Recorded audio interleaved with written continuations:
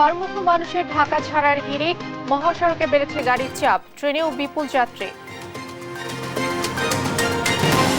প্রবাসী এনআইডি কার্যক্রম চালাবে ইসি, টিম পাঠানোর তোড়জোড়, ২৫০০ আবেদন জমা।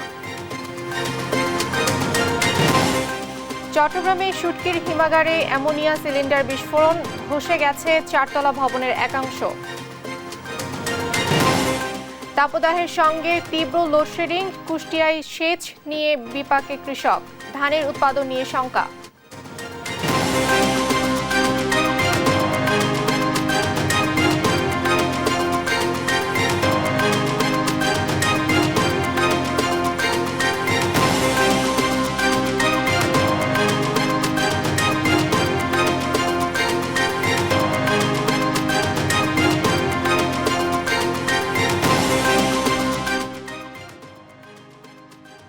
সঙ্গে রয়েছে আমি লায়লা টরিন। এবারে বিস্তারিত। বাস ট্রেনে ঘরমুখী মানুষের উপচে পড়া ভিড়, যেন ঢাকা ছাড়ার হিড়িক পড়েছে। কমলাপুর রেলওয়ে স্টেশনে সকালে শত শত যাত্রী ভিড় করেন। ভোরের ঠিক পরই কয়েকটি ট্রেন বিভিন্ন গন্তব্যের উদ্দেশ্যে ছেড়ে যায়। টিকিট ছাড়া কোনো যাত্রীকে প্ল্যাটফর্মে ঢুকতে না দেওয়ায় অনেকটা স্বস্তিতে যাত্রীরা।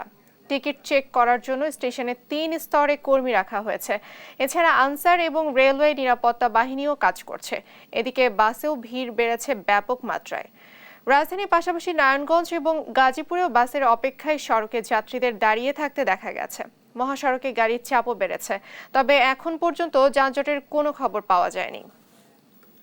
না, এবার আলহামদুলিল্লাহ কোনো চাপ মনে হচ্ছে না। যার যার সিট ঠিকভাবে আমরা পাচ্ছি, কারো প্রতি কোনো অবিচার হচ্ছে না এবং হুড়াহুড়ি মারামারি এরকম নাই। অনলাইনে 100% টিকিটটা আসার কারণে আমরা খুব সহজেই টিকিট কাটতে পারছি। আর এবার ঢোকার সময় দেখলাম খুব চেক টেক করতেছে, এটা জিনিসটা ভালো ছিল। ট্রেনে উঠে দেখলাম যে যারা টিকিট পাইছে তারাই উঠতে পারছে, তো অন্যান্য সময় থেকে এবার খুবই ভালো লাগছে। এখন আসনবিহীন টিকিট নেওয়া হয়েছে, মোটামুটি স্বাভাবিক মনে হইতেছে এখন পর্যন্ত। ব্রিজ হওয়ার পরে আমাদের অনেক যানজট কমে গেছে। 3 ঘন্টার রাস্তায় এখন বর্তমানে 45 মিনিটে এই যাতায়াতের সুবিধা আমরা ভোগ করতে পারি। মেঘনা, গোমতী সেতু, দাউদকান্দি ওয়াতে আমরা খুব সুবিধা ভোগ করতেছি আর কি। আমাদের 2 সহকর্মী খোঁজ রাখছেন রেলওয়ে স্টেশন এবং বাস টার্মিনালের। কমলাপুরে রয়েছেন ওয়াসিফ পার্থ এবং মহাখালীতে রয়েছেন তরিক ইসলাম। শুরুতেই যাচ্ছি কমলাপুরে। পার্থ, সকালে যেমনটি বলছিলেন, এই মুহূর্তে আপনার স্টেশনের সার্বিক পরিস্থিতি আপনার কাছে জানতে চাইবো। আপনাকে আমি এই মুহূর্তে আছি রাজধানীর কমলাপুর রেলওয়ে স্টেশনে। আপনি জানেন যে ঈদ উপলক্ষে যে সবাই মানুষ ঢাকা থেকে বাড়ি চলে যাচ্ছে এবং আজকে কিন্তু তৃতীয় দিন, এবং তৃতীয় দিনে এসে কিন্তু কমলাপুরে যেমনটি দেখা যাচ্ছে প্রচুর সংখ্যক যাত্রী কিন্তু আজকে ঢাকা শহর ছেড়ে যাচ্ছে। গেল 2 দিন আমরা যেমনটি দেখেছি কিন্তু যাত্রীরা যাতায়াত করেছে ঢাকা থেকে কিন্তু অল্প সংখ্যক, তবে আজকে কিন্তু চাপ অনেক বেশি। তবে যাত্রীরা কিন্তু স্বস্তিতে বাড়ি ফিরছেন তেমনটি কিন্তু বলছিলেন। তবে অন্যান্য দিনের চেয়ে আজকে এবং আগামীকালকে কিন্তু যাত্রীদের চাপটা একটু বেশি হবে বলেই সবাই ধারণা করছে। এবং আমরা জানি যে সকাল থেকে ঢাকা কমলাপুর রেলওয়ে স্টেশন থেকে কিন্তু অনেকগুলো ট্রেন ছেড়ে গেছে। ইতিমধ্যে প্রায় 10 থেকে 11টি ট্রেন ছেড়ে গেছে। কোনো ট্রেনই কিন্তু এখন পর্যন্ত বিলম্ব হয় নাই। আমরা জানি যে রাজশাহী অভিমুখী ধূমকেতু এক্সপ্রেস, সিলেট অভিমুখী পারাবত এক্সপ্রেস, তারপরে চিলাহাটি অভিমুখী নীলসাগর এক্সপ্রেস, মহানগর প্রভাতী, 11 সুন্দর গোধূলি, তিস্তা, রংপুর এক্সপ্রেস থেকে শুরু করে প্রতিটি ট্রেন যে ছেড়ে গিয়েছে, প্রত্যেকটি ট্রেন কিন্তু একদম নির্ধারিত সময়ে পৌঁছে গিয়েছে। এবং প্ল্যাটফর্মে এখন পর্যন্ত কিন্তু অবস্থানত কয়েকটি ট্রেন আছে, যেমন সুন্দরবন এক্সপ্রেস, রংপুর দেওয়ানগঞ্জ ঈদ স্পেশাল, সেই ট্রেনগুলো কিন্তু আছে। সেগুলো কিছুক্ষণের মধ্যেই ছেড়ে যাবে বলে আমরা জানতে পেরেছি। এবং রেল কর্তৃপক্ষের সাথে কিন্তু আমরা কথা বলেছি, এখানে এসে আমরা কথা বলে এসে কিন্তু যেমনটি জানতে পেরেছি যে প্রতিদিন কিন্তু প্রায় 37টি ট্রেন কিন্তু কমলাপুর স্টেশন ছেড়ে যাবে ঈদ উপলক্ষে, এবং 3টি স্পেশাল ট্রেন যুক্ত হয়ে সর্বমোট কিন্তু 40টি ট্রেন ঢাকা থেকে বাংলাদেশের বিভিন্ন জায়গায় কিন্তু যাবে ঈদ উপলক্ষে। এবং আমরা জানি যে প্রতিদিন প্রায় কিন্তু ঈদ উপলক্ষে আসন সংখ্যা সহ আসনবিহীন সব মিলে প্রায় 50 থেকে 60 হাজার যাত্রী প্রতিদিন কিন্তু যাতায়াত করতে পারছেন। এবং এবার কিন্তু রেল কর্তৃপক্ষ আসলে একটা অভিনব প্রক্রিয়া নিয়েছে যে শতভাগ টিকিট অনলাইনে বিক্রির সিদ্ধান্ত। এই শতভাগ টিকিট অনলাইনে বিক্রির জন্য কিন্তু কোনোভাবেই অতিরিক্ত যাত্রী চাপ নেই।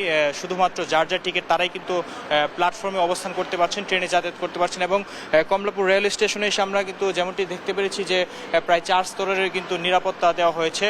প্রত্যেকটি জায়গায় বারবার চেক করা হচ্ছে সবার কাছে নির্ধারিত টিকিট আছে কিনা কিংবা আছে কিনা। এবং আমি আসলে সবশেষ যেমনটি বলতে চাচ্ছি যে ঈদের তৃতীয় দিনে এসে কিন্তু যাত্রীরা স্বস্তিতেই কিন্তু যাতায়াত করতে পারছেন। তবে অন্যান্য দিনের চেয়ে যাত্রীর সংখ্যা অনেক বেশি এবং প্রতিটি ট্রেন কিন্তু নির্ধারিত সময়ে ছেড়ে গিয়েছে। এবং কমলাপুর রেলওয়ে স্টেশনে প্রচুর সংখ্যক নিরাপত্তা এবং যাত্রীদের সুবিধার্থে কিন্তু রেল কর্তৃপক্ষ তারা দায়িত্ব পালন করছে। আমি এখন সরাসরি চলে যাচ্ছি আমার আরেক সহকর্মী তরিকের কাছে, রাজধানীর কমলাপুর মহাখালী স্টেশনে আছেন তার কাছে। ধন্যবাদ আপনাকে। আমি এখন রয়েছি রাজধানীর মহাখালী বাস টার্মিনালে।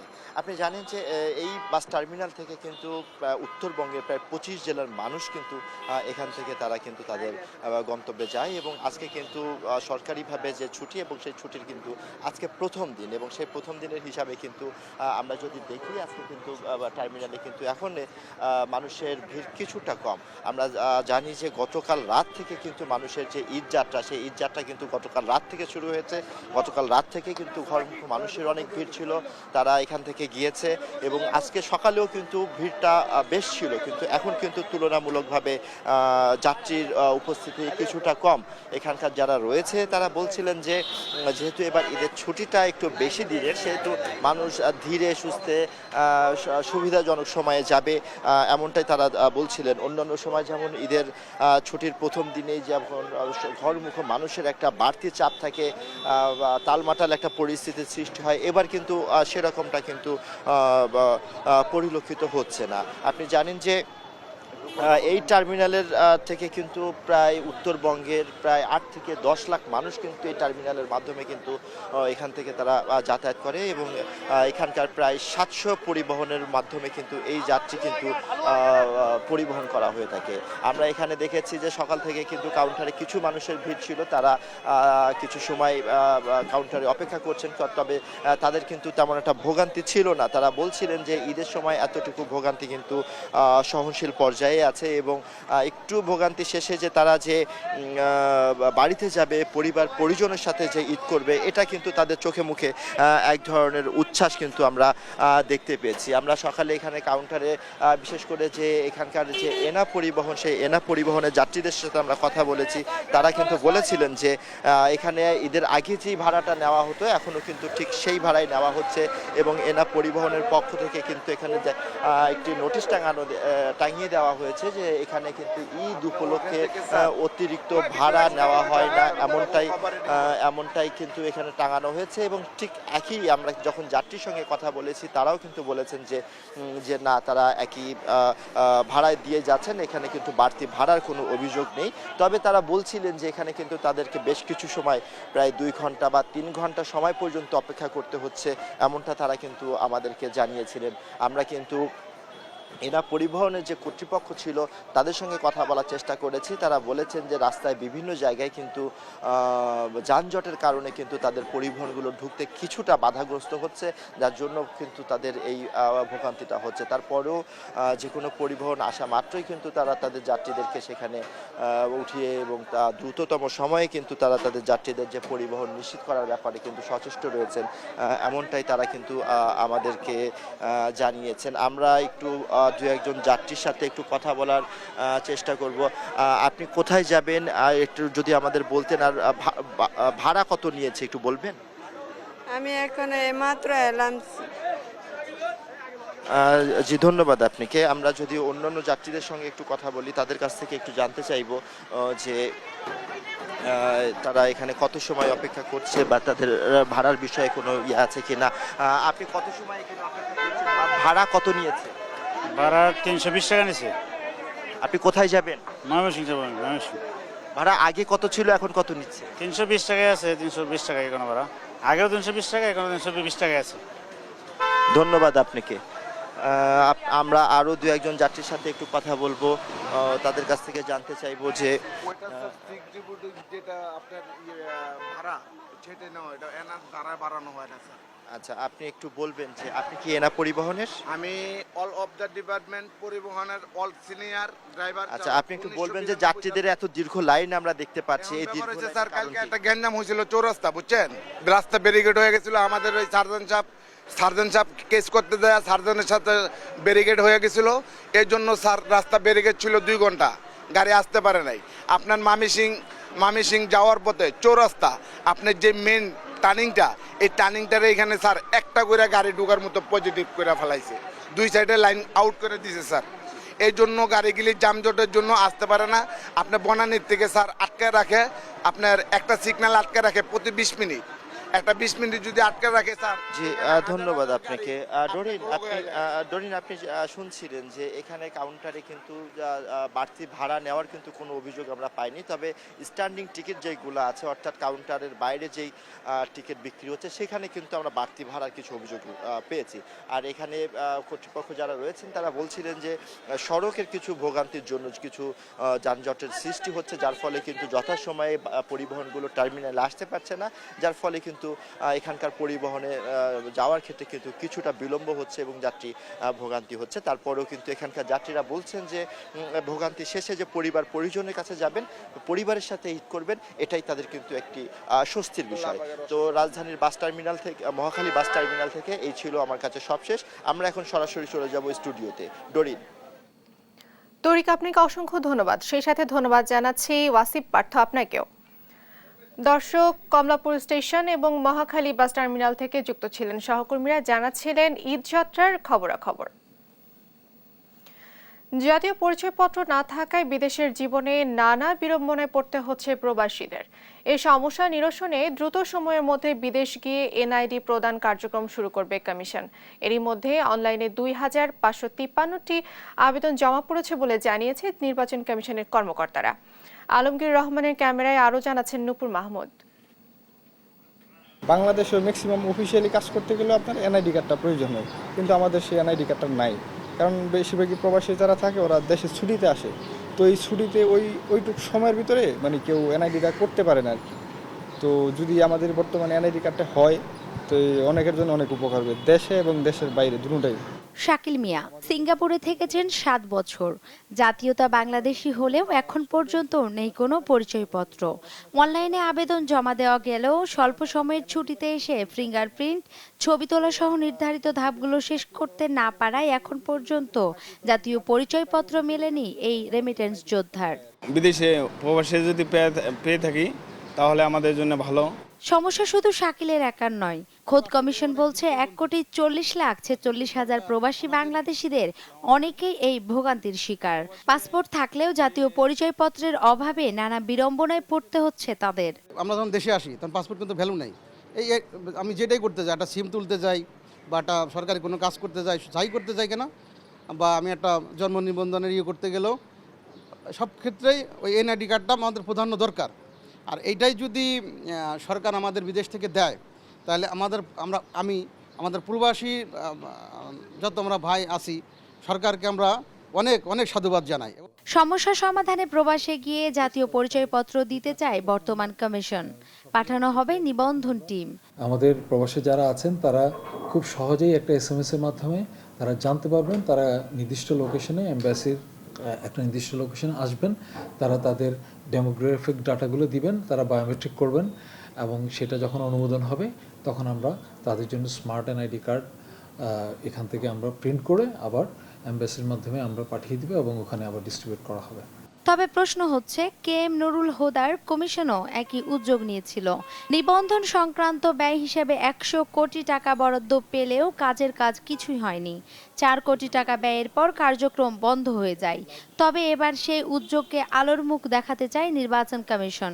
প্রকল্পের আওতায় 40টি দেশে আমাদের প্রায় 1,40,00,000 নাগরিক প্রবাসে অবস্থান করছে, তারা কাজ করে ওখানে অবস্থান করছে। তাদেরকে এই 40টা দেশের কার্যক্রমের প্রাথমিক পর্যায়ে আমরা সংযুক্ত আরব আমিরাত বা UAE দিয়ে আমরা এই কাজটা শুরু করছি। বর্তমানে 2,500-এরও বেশি আবেদন জমা পড়েছে বলেও জানান কমিশনের এই কর্মকর্তা। নূপুর মাহমুদ, দেশ টিভি, ঢাকা। আবারও ঈদযাত্রার খবর জানবো। মহাসড়কের খোঁজ খবর রাখছেন সাভার, গাজীপুর এবং নারায়ণগঞ্জের সহকর্মীরা। শুরুতেই যাচ্ছি সাভারে, সেখানে রয়েছেন শাহিনুর রহমান শাহিন। শাহিন, সাভারের যে পয়েন্টগুলোতে যানজটের আশঙ্কা করা হচ্ছিল সেগুলোর এখন কি অবস্থা দেখছেন? ডরিন যেমনটি বলছিলেন, আসলে আপনি জানেন যে ঈদ মানে আনন্দ, ঈদ মানে খুশি। এই খুশিকে ভাগাভাগি করে নিতে কিন্তু এই শিল্প অঞ্চলের মানুষ কিন্তু তার নারীর টানে বাড়ি যাওয়ার জন্য প্রস্তুতি নিচ্ছে। আপনি দেখতে পাচ্ছেন। আপনাকে জানাই যদি আশুলিয়ার কিন্তু গতকালকে কিন্তু অনেক শিল্প কারখানা ছুটি হয়েছে, যার ফলে কিন্তু আমরা দেখতে পাচ্ছি যে এই শিল্প কারখানা ছুটির ফলে কিন্তু মানুষ তারা কিন্তু বাড়ি যাওয়ার জন্য বিভিন্ন কাউন্টার থেকে শুরু করে বিভিন্ন বাসের জন্য অপেক্ষা করছে। এবং সেই সাথে আপনাকে জানাই যে গতকাল কিন্তু অনেক কারখানা ছুটি হলো। আজ কিন্তু দুপুরের পর থেকে ঢাকা ইপিজেড কারখানাগুলো ছুটি হবে এবং আগামীকাল কিন্তু এই যে ঢাকা ইপিজেডের বাহিরের যে প্রতিষ্ঠানগুলো, এই প্রতিষ্ঠানগুলো ছুটি হবে, এমনটি কিন্তু আমরা জানতে পেরেছি। এবং সকাল থেকেই কিন্তু আমরা দেখতে পাচ্ছি যে মানুষের চাপ কিন্তু মহাসড়কে বেড়েই চলেছে।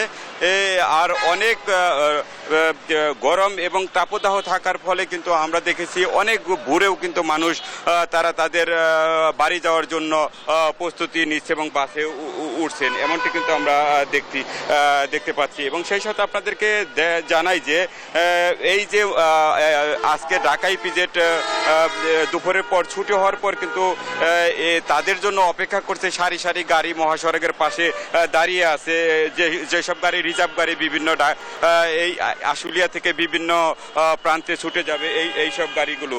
এবং সেই সাথে আপনাকে আরও জানাই যে এই ঢাকার যে প্রবেশ মুখ ঢাকা-আরিচা মহাসড়ক এবং এই চন্ডার থেকে যে আবদুল্লাপুর হয়ে যে বাইপালের যে রাস্তা, এই রাস্তাটা সকাল থেকে আমরা কিন্তু দেখতে পাচ্ছি যে নির্বিঘ্নে গাড়ি চলাফেরা করছে, কোনো রকম যানজট হচ্ছে না এখন পর্যন্ত চোখে পড়েনি। এবং সেই সাথে আপনাকে জানাই যে এখানে কিন্তু আমরা দায়িত্ব পালন করতে দেখেছি ট্রাফিক বিভাগের পক্ষ থেকে এবং ঢাকা জেলা পুলিশের পক্ষ থেকে, হাইওয়ে পুলিশের পক্ষ থেকে কিন্তু আমরা দায়িত্ব পালন করতে দেখছি। এবং বলা যায় যে মানুষ কিন্তু এই যে মানুষ যে সকাল থেকে কিন্তু তারা বাড়ি যাওয়ার জন্য প্রস্তুতি নিচ্ছে এবং বিভিন্ন টার্মিনালগুলো অপেক্ষা করছে। এবং অনেক সময় দেখছি যে বাস কাউন্টারে যে তারা বিভিন্ন রেট হাঁকাচ্ছে এবং ভাড়া হাঁকাচ্ছে, এমনটি কিন্তু আমরা দেখতে পেয়েছি। এবং যাত্রীর তুলনায় কিন্তু গাড়ি পর্যাপ্ত পরিমাণে এখন পর্যন্ত আমরা দেখতে পাচ্ছি আছে।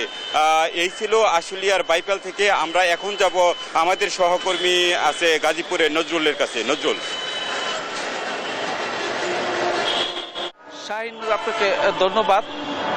ঈদ যাত্রায় যানবাহন ও ঘরমুখী মানুষের চাপ কিন্তু মহাসড়কগুলোতে বাড়তে শুরু করেছে এবং তবে সড়ক পরিস্থিতি এখন পর্যন্ত স্বাভাবিক আছে। তো আমি যেখানটা দাঁড়িয়ে আছি চান্দনা চৌরাস্তা এলাকা, এখানে কিন্তু আপনার ঢাকা ময়মনসিংহ এবং ঢাকা চন্দ্রা এলাকার বিভিন্ন স্টপেজগুলোতে অর্থাৎ বাস কাউন্টারগুলোতে কিন্তু ঈদে বাড়ি ফেরা মানুষের কিন্তু এবং পোশাক শ্রমিকদের কিন্তু আপনার ভিড় আমরা লক্ষ্য করেছি।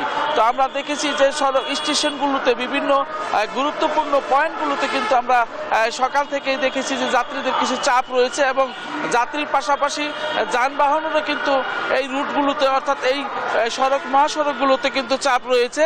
তো সড়ক পরিস্থিতি কিন্তু স্বাভাবিক রাখতে অর্থাৎ আইন শৃঙ্খলা বাহিনীর পাশাপাশি আমরা দেখেছি বিভিন্ন স্কাউট এবং স্বেচ্ছাসেবকরা তারা কিন্তু নিরলসভাবে কাজ করছে। তো আমরা কথা বলেছি পুলিশের সাথে, তো পুলিশ আমাদেরকে যেটা জানিয়েছেন যে এই সড়ক পরিস্থিতি স্বাভাবিক রাখতে কিন্তু তারা 1000 আইন শৃঙ্খলা বাহিনী বিভিন্ন গুরুত্বপূর্ণ পয়েন্টে কিন্তু তারা নিয়োগ রেখেছেন এবং তারা মানুষ এবং যাত্রী সাধারণ যাতে নির্বিঘ্নে অর্থাৎ বাড়িতে পৌঁছতে পারে এর জন্য কিন্তু তারা আপনার এই রাস্তাঘাটে এবং সড়কের নিরাপত্তা এবং নির্বিঘ্ন করতে পুলিশ ট্রাফিক বিভাগ কিন্তু দায়িত্ব পালন করছে।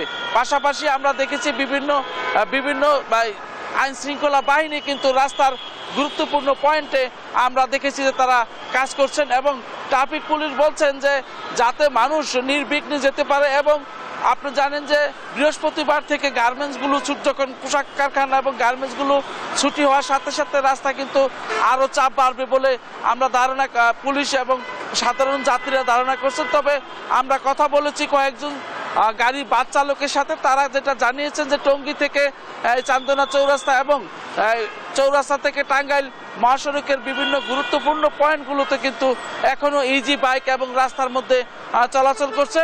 যদি যানবাহন এবং ইজি বাইক রাস্তা থেকে দ্রুত সময়ের মধ্যে না সরানো হয় তাহলে হয়তোবা যানজটের কিছুটা সংখ্যা থেকেই যায়। তবে আপনার আরেকটি বিষয় বলে রাখছি, সেটা হলো যে আপনার গার্মেন্টস এবং পোশাক শ্রমিক যাতে নির্বিঘ্নে বাড়ি পৌঁছতে পারে এবং সড়ক মহাসড়কগুলো যেন যানজট মুক্ত থাকতে পারে, এর জন্য কিন্তু আপনার বিভিন্ন ট্রেন সার্ভিস অর্থাৎ ঢাকা পঞ্চগড় কিন্তু আপনার ট্রেন সার্ভিসে চালু করেছে। অর্থাৎ জয়দেবপুর রেল স্টেশন থেকে আপনার পঞ্চগড়, দিনাজপুর, রাজশাহী কিন্তু আমরা দেখেছি যে বিভিন্ন পয়েন্টগুলোতে এখান থেকে সোয়া 7টায় ট্রেন ছেড়ে গেছে এবং আপনার এই গার্মেন্টস শ্রমিক যাতে নির্বিঘ্নে ঈদ করতে পারে এবং পরিজন নিয়ে বাড়ি যেতে পারে, এর জন্য কিন্তু আপনার এই ট্রেন সার্ভিসও চালু রাখা হয়েছে। ফলে এবার কিন্তু যানজটের তেমন সংখ্যা নেই বললেও ধরা যায় বলে জানা যায় এবং আমরা দেখেছি যে সবকিছুতেই মোটামুটি এখন পর্যন্ত সড়ক পরিস্থিতি স্বাভাবিক আছে। তবে আমরা চলে যাচ্ছি নারায়ণগঞ্জে আমাদের সহকর্মী বিল্লাল হোসেনের কাছে, উনি আমাদের খবরাখবর জানাবেন। নজরুল, ঢাকা গাজীপুর যে সড়ক তার ঠিক একই রকমভাবে কিন্তু নারায়ণগঞ্জের ঢাকা চট্টগ্রাম এবং সিলেট যে দুটি মহাসড়ক রয়েছে, এই মহাসড়কের নারায়ণগঞ্জের অংশে হাইওয়ে পুলিশের সদস্যরা কিন্তু আমরা দেখেছি সকাল থেকেই কাজ করছে। তবে সবচেয়ে বড় বিষয় যেটি হলো আজকে ভোর থেকেই এই দুটি মহাসড়ক হয়ে গন্তব্যস্থানে যেতে 16টি জেলার মানুষ কিন্তু ইতিমধ্যে রাস্তায় নেমেছে। তবে আমরা সকাল থেকে মহাসড়কের কোথাও যানজটের কোনো খবর পাইনি এবং কাউন্টারগুলোতে যারা এসেছেন তারা কিন্তু আগেভাগেই টিকিট কেটে রেখেছেন এবং গাড়ি আসার পরপরই দ্রুত তাদের গন্তব্যস্থানে যেতে তারা যানবাহনে উঠছেন। ঢাকা চট্টগ্রাম মহাসড়কের সাইনবোর্ড, শিমরাইল, মদনপুর এবং মেঘনা টোল প্লাজা পর্যন্ত যে নারায়ণগঞ্জের অংশ রয়েছে পুরো এলাকাটি আসলে এখন স্বাভাবিকভাবে যানবাহন চলাচল করছে। আর ঢাকা সিলেট মহাসড়কের কারাববিশ্বর থেকে 2500-এর পুরিন্দা বাজার এলাকা পর্যন্ত যে অংশ রয়েছে সেখানে কিন্তু যানজট স্বাভাবিক রয়েছে। তো দুটি মহাসড়কেই যাত্রীদের উপচে পড়া ভিড় না থাকলেও কিন্তু ঈদ যাত্রায় তারা কিন্তু বাড়ি ফিরতে ইতিমধ্যেই সড়কে নেমেছেন। আমরা এই দুটি মহাসড়কে ঈদ যাত্রাকে ঘিরে কি ধরনের ব্যবস্থা নেওয়া হয়েছে এমনটা জানবো হাইওয়ে পুলিশের সিমরেল পুলিশ ফাঁড়ির পরিদর্শক শরফুদ্দিনের কাছ থেকে। আপনারা কি ধরনের ব্যবস্থা গ্রহণ করেছেন?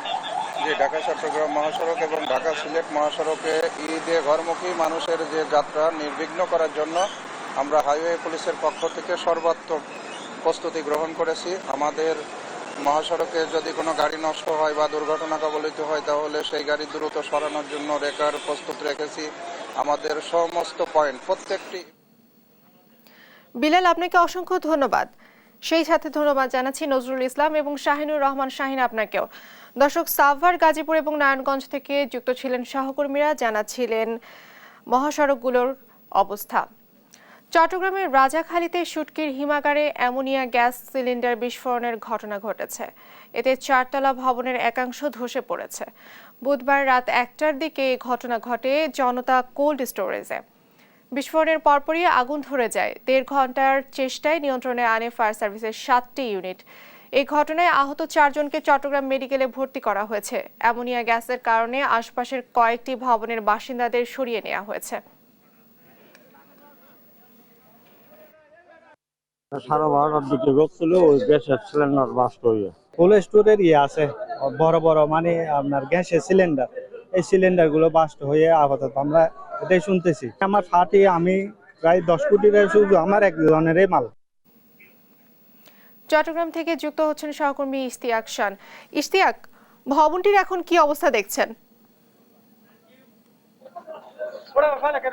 ধন্যবাদ। আপনি যেমনটি বলছিলেন, আসলে আমি এখন দাঁড়িয়ে আছি চট্টগ্রামের রাজাখালী এলাকার আসলে একটি যেটি কোল্ড স্টোরেজের সামনে, যেটি আসলে জনতা কোল্ড স্টোরেজ।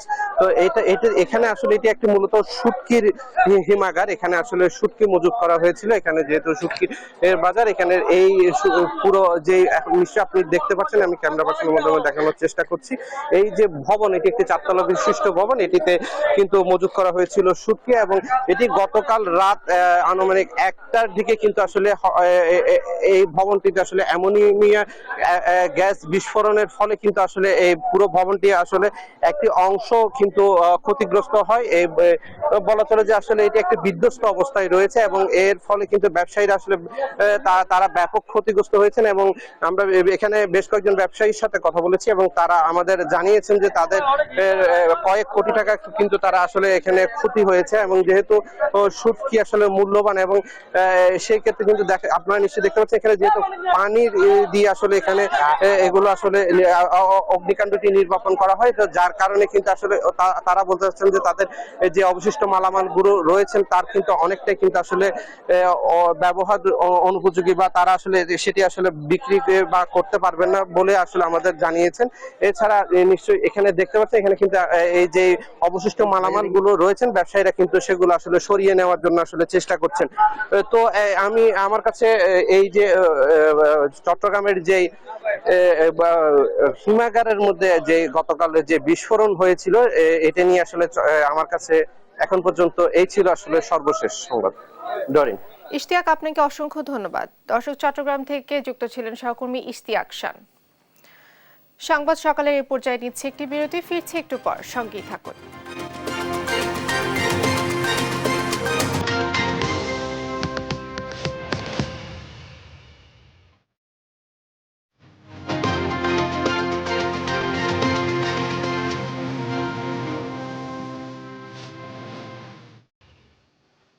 আবার আমন্ত্রণ সংবাদ সকালে। টাঙ্গাইলের কালিহাতীতে ট্রেনে কাটা পড়ে 4 নারীর মৃত্যু হয়েছে। বিস্তারিত জানাতে আমাদের সঙ্গে সরাসরি যুক্ত হচ্ছেন সহকর্মী আতিকুর রহমান। আতিক, দুর্ঘটনা কিভাবে ঘটলো, কিছু কি জানতে পেরেছেন?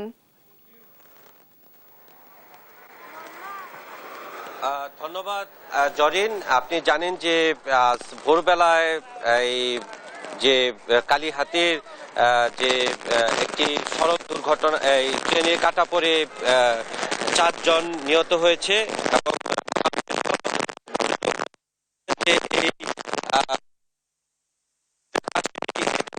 কালিহাতীর যে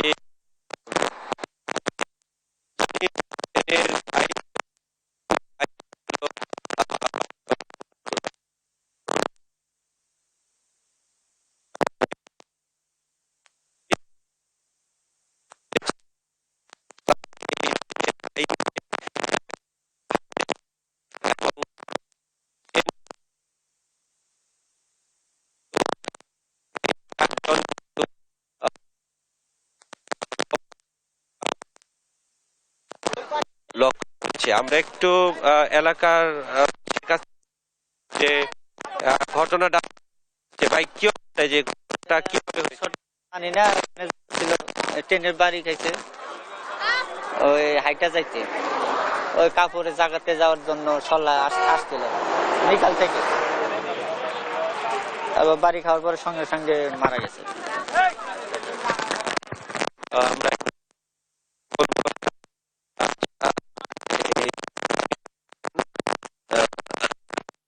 এবং পুলিশ সদস্যরা আসলে এসেছেন। আমরা একটু ভাই শুনবো যে আতিক, আপনাকে অসংখ্য ধন্যবাদ। আমরা পরবর্তীতে আপনার সাথে যুক্ত হব। দর্শক, টাঙ্গাইলের কালিহাতী থেকে সরাসরি যুক্ত ছিলেন সহকর্মী আতিকুর রহমান। উদ্বৃত্ত খাদ্যশস্য উৎপাদনের জেলা কুষ্টিয়ায় বোরো ধান চাষ নিয়ে কৃষকরা পড়েছে চরম বিপাকে। তীব্র তাপদাহের সঙ্গে যুক্ত হয়েছে বিদ্যুতের লোডশেডিং, ব্যাহত হচ্ছে সেচ ব্যবস্থা। ফলে বোরো ধানের ফলনহানির আশঙ্কা করছেন চাষিরা। চলতি মৌসুমে ধান উৎপাদনের লক্ষ্যমাত্রা পূরণ নিয়েও দেখা দিয়েছে শঙ্কা। তবে ধান উৎপাদন ঠিক রাখতে সব ধরনের ব্যবস্থা নেওয়ার আশ্বাস কৃষি কর্মকর্তাদের। কুষ্টিয়া থেকে নাহিদ হাসান তিতাসের রিপোর্ট। চলতি বড় মৌসুমে কুষ্টিয়ায় ধান চাষের লক্ষ্যমাত্রা ৩৫,৫০০ হেক্টর ধার্য করা হলেও সর্বশেষ চাষ হয়েছে ৩৬,৩০০ হেক্টর জমিতে। আর প্রতি হেক্টর জমিতে গড় ধান উৎপাদনের লক্ষ্যমাত্রা ধরা হয়েছে ৬.৫ মেট্রিক টন এবং চাল উৎপাদনের লক্ষ্যমাত্রা ধরা হয়েছে ৪.২ থেকে ৪ মেট্রিক টন। তবে তীব্র দাবদাহ আর বিদ্যুতের লোডশেডিংয়ে ব্যাহত হচ্ছে সেচ ব্যবস্থা। তাই বোরো ধান চাষিরা পড়েছেন চরম সংকটে। দেখা দিয়েছে ধানের ফলনহানির শঙ্কা। কারেন্টের অভাবে মাঠে পানি নিতে পারছি না, স্যালো জোর দিয়েছে, তাও স্যালোয়ে পানি হচ্ছে না, কারেন্ট তো থাকছেই না। থাকছে না কারেন্ট, তারপরে কি করবো এখন? পানি তুলতে পারছে না, লোজ পানি তুলবে তাও তুলতে পারছে না, তাহলে এখন এই যে ধানের তো মারা যাবে। তীব্র দাবদাহের প্রভাবে বেড়েছে সেচের চাহিদা, ফলে বাড়ছে ব্যয়। উৎপাদন খরচ উঠা নিয়ে শঙ্কিত চাষিরা। সূর্যের যে তাপের যে অবস্থা, রোদের যে তাপ পড়ছে, তাতে আমরা ধারণা করছি আমার যে ধান লাগে যে খরচ হয়েছে, খরচ উঠবে কেন তো ভরসা, আমরা চিন্তায় আছি। কৃষি সুপারভাইজার যারা আছে মাঠের, তাদের কোনো দেখা পাওয়া যাচ্ছে না। আমাদের ধানের মাঠ ফাইটি চৌচির হয়ে গেছে। তবে ধান উৎপাদন যেন ব্যাহত না হয় সেদিকে নজর রেখে সব ধরনের ব্যবস্থা নেওয়ার আশ্বাস দিচ্ছেন কৃষি কর্মকর্তারা। যেসব ধান চাল ভর হয়ে গেছে সেগুলো সমস্যা নেই, যেসব ধান এখনও ফুলতেছে সেগুলো কিন্তু এখনও অত সমস্যা হচ্ছে না, কিন্তু যেগুলো ফুল অবস্থায় আছে সেগুলোতে কিন্তু একটু সমস্যা হতে পারে। তবে যাতে সমস্যা না হয় সেই সব জায়গায় কিন্তু আমরা পানির ব্যবস্থা, বিশেষ করে বিদ্যুৎ চালিত, ডিজেল চালিত জিকে প্রকল্পের খালের সেচের পানি অব্যাহত রাখার ব্যবস্থা রাখছে। দ্রুত এই সংকটাপন্ন অবস্থা না কাটলে মুখ থুবড়ে পড়বে চলতি বোরো মৌসুমের ধান ও চালের লক্ষ্যমাত্রা অর্জন, এমনটাই বলছেন কৃষিবিদরা। নাহিদ হাসান তিতাস, দেশ টিভি, কুষ্টিয়া। এই ছিল এখনকার সংবাদ সকাল। আমাদের পরে বুলেটিন সকাল 10টায় দেখার আমন্ত্রণ রইল। এছাড়া দেশ টিভির সর্বশেষ সব খবর পেতে ভিজিট করুন www.desh.tv। ফেসবুকে আমাদের সঙ্গে যুক্ত থাকুন দেশ টিভি অথবা দেশ টেলিভিশন পেজে। এছাড়া সর্বশেষ সব ভিডিও পেতে ইউটিউবে আমাদের হ্যান্ডেল @দেশ টেলিভিশন অথবা @দেশ টিভি নিউজ লিখে সার্চ করুন। ধন্যবাদ।